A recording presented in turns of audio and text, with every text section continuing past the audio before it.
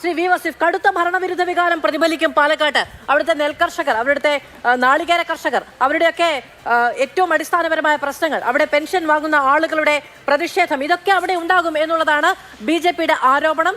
CPM-നെതിരെ കോൺഗ്രസ് ഉയർത്തുന്ന ഏറ്റവും വലിയ വിമർശനം എന്ന് പറയുന്നത് ഈ പറയുന്ന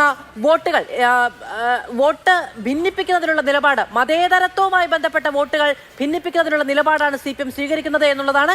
എന്താണ് നിങ്ങൾക്കവിടെ വിജയത്തിന് ഘടകമാകുന്ന കാരണമെന്ന് നിങ്ങൾ വിചാരിക്കുന്നത്? രാഷ്ട്രീയമായ ആരോപണങ്ങൾക്കുള്ള മറുപടി. ഈ BJP പ്രതിനിധികളെ ഇപ്പോൾ കേരളത്തിൽ ചിലർ അത് ശ്രമിച്ചുകൊണ്ടിരിക്കുന്നത് കൂടുതൽ വർഗീയമായി സംസാരിക്കാൻ അങ്ങ് ശ്രമിച്ചുകൊണ്ടേയിരിക്കുക. ഏറ്റവും കൂടുതൽ വർഗീയ വിഭജനത്തിന് ഞങ്ങൾക്കാണ് സാധിക്കുക, എനിക്കാണ് സാധിക്കുക എന്നുള്ള തരത്തിൽ ഇപ്പോൾ സംസാരിച്ചു കൊണ്ടേയിരിക്കുക. കാരണം എന്താ അറിയോ, കൂടുതൽ വർഗീയത പറഞ്ഞാൽ ഞങ്ങൾക്ക് സന്ദീപ് വാര്യരെ പോലെ VD സതീശനും സുധാകരനും ഞങ്ങൾക്ക് കൂടുതൽ ഓഫർ നൽകും എന്നുള്ള പ്രതീക്ഷയാണ് അവർക്കുള്ളത്. അതുകൊണ്ട് ഇദ്ദേഹത്തിൻ്റെ ഈ കുറുക്കൻ ബുദ്ധിയൊന്നും കേരളത്തിലെ മതനിരപേക്ഷ മനസ്സുകൾ സ്വീകരിക്കില്ല.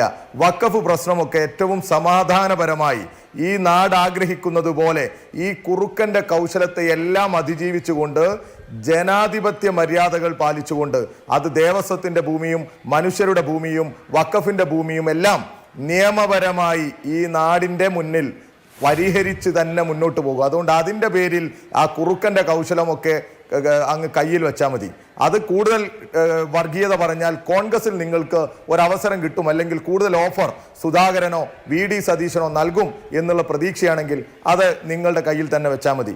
പിന്നെ നിങ്ങൾ പറയുന്ന ഭരണവിരുദ്ധ വികാരം, അതെ, ഈ മുനിസിപ്പാലിറ്റിക്കെതിരെയുള്ള തീവ്രമായ വികാരം ഏറ്റവും ഷാർപ്പായി ഈ ജനങ്ങൾ ഈ തെരഞ്ഞെടുപ്പിൽ കാണിക്കും. കാരണം എന്താണെന്നറിയോ, ഇവിടെ കൗൺസിൽ തെരഞ്ഞെടുപ്പ് വന്നാൽ ഞാൻ തന്നെ, ഇവിടെ നിയമസഭാ തെരഞ്ഞെടുപ്പ് വന്നാൽ ഞാൻ തന്നെ, ലോക്സഭാ തെരഞ്ഞെടുപ്പ് വന്നാൽ ഞാൻ തന്നെ, ഏത് മത്സരം ഉണ്ടായാലും ഞാൻ എന്ന രീതിയിൽ മത്സരിക്കുന്ന BJP സ്ഥാനാർത്ഥിയാണ് ഇവിടെയുള്ളത്.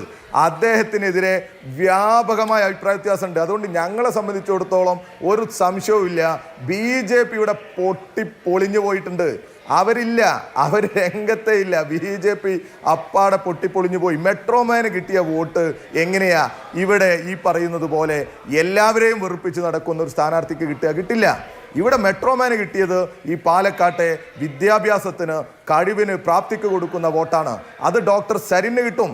ആ മെറിറ്റിന്, അദ്ദേഹത്തിൻ്റെ കഴിവിന്, പ്രാപ്തിക്ക് ഭരണപക്ഷത്തോട് ചേർന്ന് നിൽക്കുന്ന 1.5 വർഷക്കാലയളവിലേക്ക് മാത്രമുള്ള ഈ തെരഞ്ഞെടുപ്പിൽ ഭരണപക്ഷത്തോട് ചേർന്ന് നിൽക്കുന്ന ഒരു MLA ഉണ്ടാകണമെന്നുള്ള ആഗ്രഹത്തിന് വോട്ട് ചെയ്യും. ഒരു മുനിസിപ്പൽ ടൗൺ ഹാൾ പൊളിച്ചിട്ടിട്ട് 8 വർഷമായി മാധു, ഇവിടെ 8 വർഷം പ്രേതാലയം കണക്കെ ഇവിടെ ഇരിക്കുക ആ മുനിസിപ്പൽ ടൗൺ ഹാള്.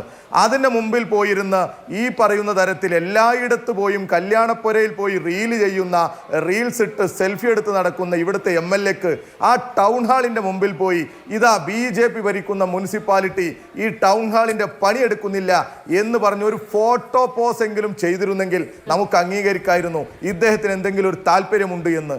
ഒരു താല്പര്യവുമില്ല.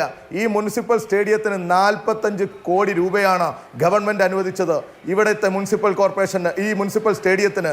എന്നിട്ട് എന്താ ഇവിടുത്തെ MLA അതിൻ്റെ പ്രവർത്തനത്തിന് നേതൃത്വം കൊടുക്കാത്തത്?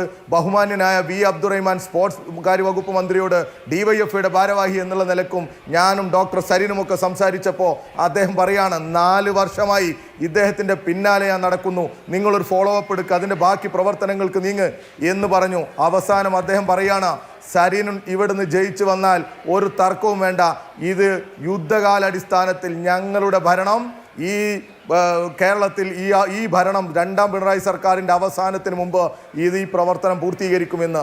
അങ്ങനെ എല്ലാം കട്ടപ്പുറത്താണ് ഈ പാലക്കാട്. രാത്രി ഒന്ന് ഇറങ്ങി നടക്കാൻ പോലും പറ്റില്ല. റെയിൽവേ സ്റ്റേഷനിൽ ഇറങ്ങിയാലുള്ള അവസ്ഥ മാധുവിനറിയാലോ. അവിടെ നിന്ന് ഇങ്ങോട്ട് വരുന്ന കൂരാകൂരിരുട്ട, ഇവിടെ ഒരു ലൈറ്റ് പോലും ഇല്ല. ഇങ്ങനത്തെ നഗരസഭ, ഇവിടുത്തെ നഗരസഭയിലെ റോഡുകൾ നോക്ക് നിങ്ങൾ, പൊട്ടിപ്പൊളിഞ്ഞിരിക്കുക. എന്നിട്ട് ഒരിക്കൽ പോലും ഈ നഗരസഭക്കെതിരെ ഒരു സമരം നടത്താൻ ഇവിടുത്തെ കോൺഗ്രസിന് ഒരു സമയം കണ്ടെത്താൻ സാധിച്ചിട്ടില്ല. ഇവിടുത്തെ MLAക്ക് അതിനൊരു ഉത്തരവാദിത്തമില്ലേ? ഈ MLAക്ക് ഈ പറയുന്ന വികസന പ്രവർത്തനങ്ങളിൽ ഒരു ഉത്തരവാദിത്തമില്ലേ? ഒരു ഉത്തരവാദിത്തം കാണിക്കുന്നില്ല. അദ്ദേഹം കല്യാണത്തിനും സൽക്കാരത്തിനും മാത്രം സമയം കണ്ടെത്തുന്നു. ഒറ്റ കാര്യം കൂടി ഞങ്ങൾ നടത്തിയിരുന്നു. ഞങ്ങൾ അതിന്റെ മുമ്പിൽ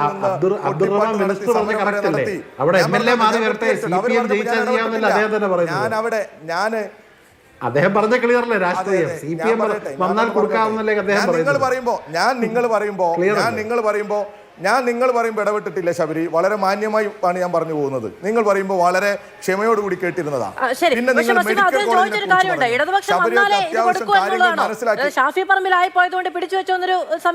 അല്ലല്ല പണം അനുവദിച്ചു പണം അനുവദിച്ചു. ഇതിന്റെ വർക്ക് ഫോളോ അപ്പ് എടുക്കുക, ഇതിന്റെ പിന്നാലെ പോകാൻ ഒരു MLAക്ക് ഒരു താല്പര്യം വേണ്ടേ? ഒരു താല്പര്യവുമില്ല, ഒന്നും ചെയ്യില്ല. ഇത് നിങ്ങൾ ഇവിടെയുള്ള മാധ്യമ പ്രവർത്തകരോട് ആത്മാർത്ഥമായി ചോദിക്ക്. അവർ പറഞ്ഞു തരും ഈ പാലക്കാടിന്റെ അവസ്ഥ. അത്രയും വികസന മുരടിപ്പാണ് ഇവിടെ, ഒന്നും ചെയ്യുന്നില്ല. ഞങ്ങൾ ഇവിടെ വന്നപ്പോഴല്ലേ ഞെട്ടിപ്പോയി ഈ പാലക്കാട് നഗരത്തെ കുറിച്ച് ഓർത്ത്.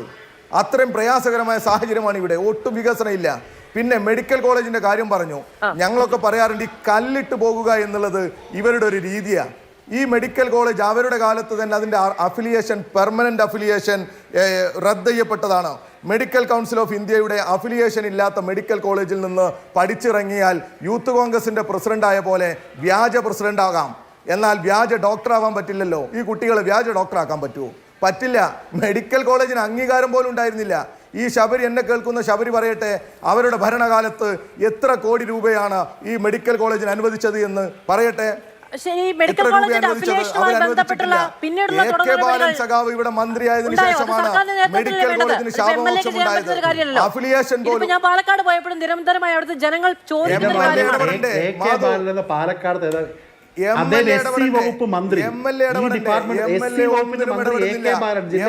ഇതിലൊന്നൊരു സമയം കണ്ടെത്താൻ പറ്റുന്നില്ല. ഇവിടെ മന്ത്രി വിളിച്ച യോഗത്തിന് പോലും, മന്ത്രിമാർ വിളിക്കുന്ന യോഗത്തിന് പോലും പങ്കെടുക്കാൻ സമയം കണ്ടെത്താത്ത ഒരു MLA ആണ് ഇവിടെ ഉണ്ടായിരുന്നത്. അദ്ദേഹത്തിന് ഇതിനൊന്നും സമയമില്ല, അദ്ദേഹം ഇതിനൊന്നും ശ്രദ്ധിച്ചിട്ടില്ല. ഒരു വികസനവും ഇല്ല ഇവിടെ. ഈ മന്ത്രിമാരെയും ഈ ഗവൺമെന്റിനെയും ഒക്കെ കൂട്ടിച്ചേർത്തുകൊണ്ട് നാടിന്റെ വികസനത്തിന് നേതൃത്വപരമായി പങ്കുവഹിക്കേണ്ട ആള് ഇവിടെ മോയിൻസ് സ്കൂൾ ഡിജിറ്റലൈസേഷൻ ഇവിടെ എത്തി. എന്താ അതിന്റെ ഫോളോ അപ്പ് എടുക്കാത്തത്? എന്നിട്ട് ഇദ്ദേഹം പറയാം മുനിസിപ്പാലിറ്റിയെ ഇപ്പോൾ കുറ്റപ്പെടുത്തുക. എന്നാൽ ഈ കുറ്റപ്പെടുത്തൽ ഈ തെരഞ്ഞെടുപ്പിന് മുമ്പ് നടത്തിയിരുന്നെങ്കിൽ ഈ ജനം അദ്ദേഹത്തെ അംഗീകരിക്കായിരുന്നു. അതൊന്നും നടത്തിയിട്ടില്ലല്ലോ. ഒരക്ഷരം BJPക്കെതിരെ മിണ്ടിയിട്ടില്ലല്ലോ. ഈ മുനിസിപ്പാലിറ്റിയുടെ മുകളിൽ RSSന്റെ പതാക കെട്ടിയപ്പോൾ ആ പതാക അയച്ചു മാറ്റാൻ പോലും വരാത്തവരാണ് ഇവിടുത്തെ കോൺഗ്രസ്സുകാര്. ആ പതാക അയച്ചു മാറ്റി അവിടെ ഇന്ത്യൻ പതാക ഉയർത്തിയത് ഞങ്ങൾ DYFI ആണ്. ഈ നാട് ഇല്ലാത്ത പോരാട്ടത്തിന്, വികസന വിരുദ്ധതക്ക് ഏറ്റവും ശക്തമായ പോരാട്ടം നടത്തിയത് ഇവിടെ ഇടതുപക്ഷമാണ്.